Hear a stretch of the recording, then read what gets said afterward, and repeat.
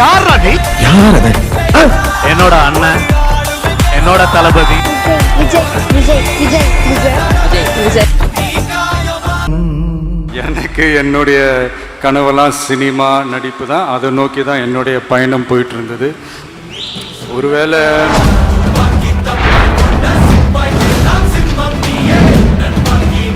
2026